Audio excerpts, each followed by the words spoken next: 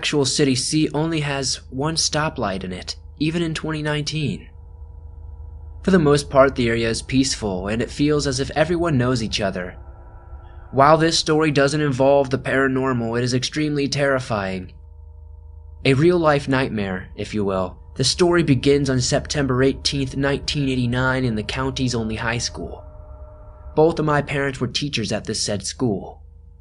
My mother happened to be in her planning period and was sitting in her teacher's lounge with a few other personnel. Their planning was cut short when a fellow female teacher ran screaming immediately into the teacher's round, stating, "He's got a gun! He's got a gun!" Understandably, the teacher was too distressed to explain in detail and immediately ran screaming out of the lounge. Everyone immediately scrambled to escape or hide from the gunmen. My mother, a fellow teacher and teacher's aide, ran into a small closet and attempted to hide.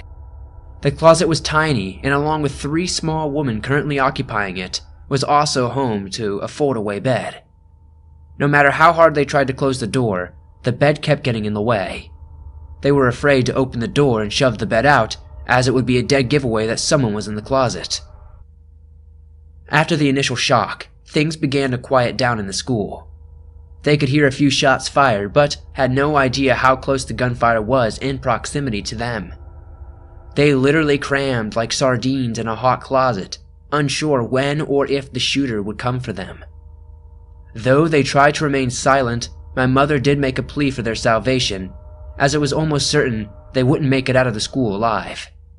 The time ticked away slowly, and after an hour of being in the closet, they began to hear footsteps. The footsteps were slowly coming down the hallway toward the room they were in. Soft sounds, clicking, as if someone was searching around the hallway. As they came closer, the footsteps stopped in the doorway of the teacher's lounge. It was almost as if they could feel a pair of eyes searching the room from top to bottom, looking for any sign of life. My mom and the other woman had their hands on the doorknob, trying to keep it closed as much as possible. They were almost certain this was the end. Suddenly, they heard the person walk away and enter a nearby bathroom. My father also had a free first block, so he was seated at his desk trying to catch up on grading student assignments.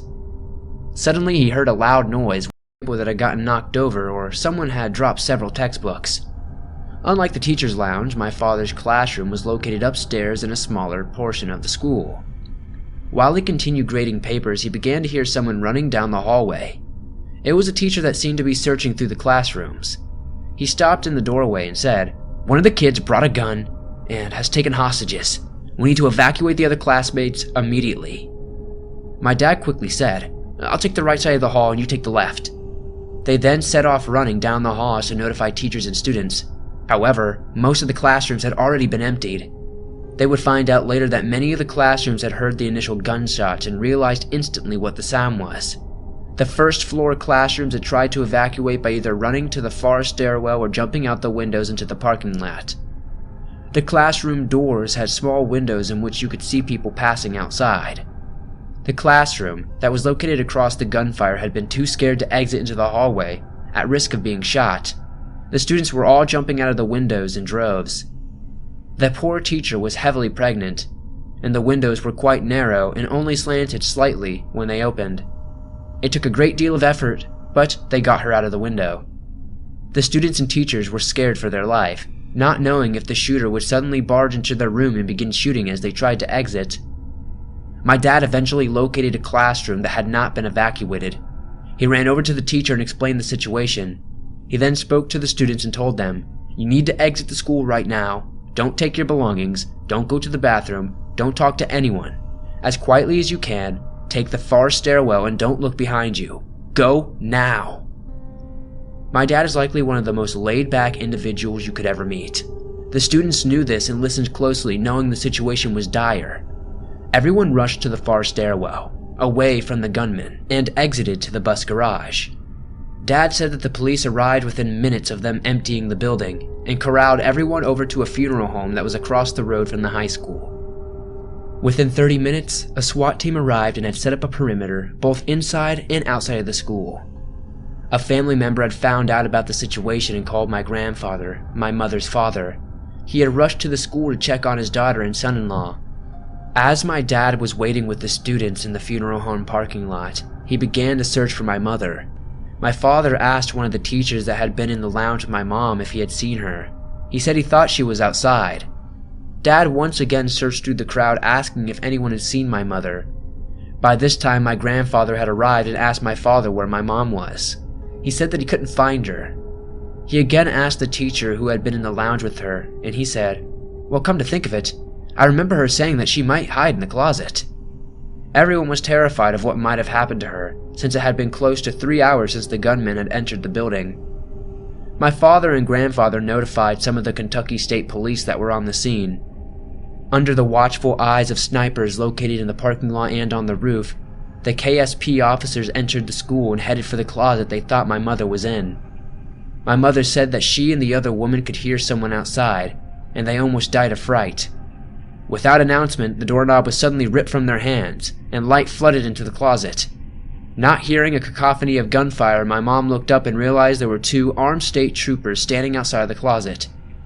She said that it was probably the best sight in her entire life.